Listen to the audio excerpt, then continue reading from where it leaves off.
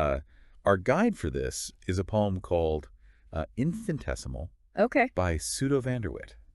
Interesting. Are you with me on this one? I am. Okay, great. Sounds like a fascinating journey. Yeah, and it's more than just like tiny things, you know? Right. The poem takes us on a journey through the history of how we've seen life, like how we've actually been able to visualize it Oh, wow. from just like basic observation, just walking around and seeing things, Yeah. Yeah. to the most like cutting edge technology that we have available today.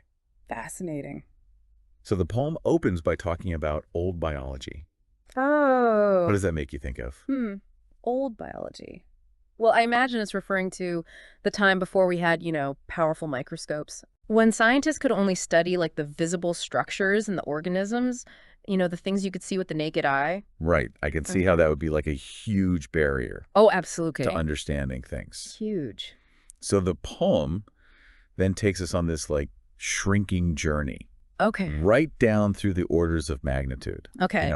Millimeters, micrometers, nanometers, Yeah. all the way down. Down the rabbit hole. Yeah. Was that kind of scale shift always like intuitive for scientists, do you think? It was a revolution. Really? Yeah, every time technology allowed us to zoom in, another 1,000 times, we uncovered a whole new layer of complexity. Wow. Almost like realizing that the Earth is covered in cities that you had no idea existed before you were able to see them from that perspective. Yeah, the poem uses this really great image of shrinking from an elephant to a bee Okay.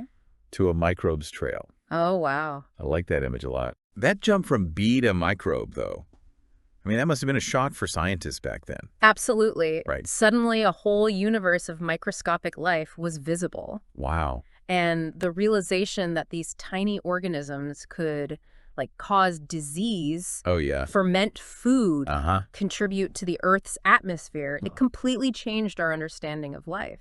Totally. And then it gets even wilder. Okay. The poem describes biomolecular tangles. Okay. These convoluted protein ribbons. Interesting. So we're not just seeing cells anymore, right? Right. We're seeing the molecules within them. Yeah. What's happening at that level? The proteins are like tiny machines that keep cells, Okay. and therefore us alive. Right.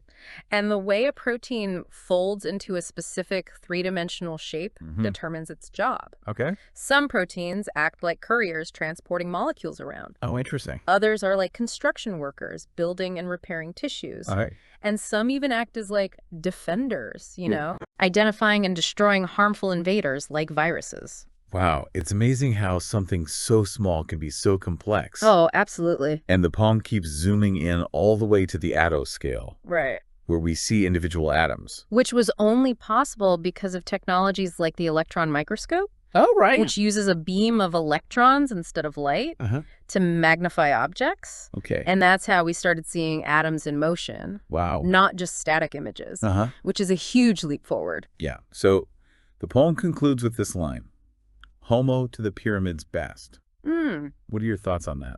Well, I think it's about human ingenuity, Okay. We've always strived to push the boundaries of knowledge. Right. From building massive pyramids to peering into the world of the infinitesimal. Right. And each breakthrough opens up new possibilities, new questions to explore. Exactly. We've gone from barely comprehending like the cellular level to actually observing atoms moving around. Amazing, isn't it?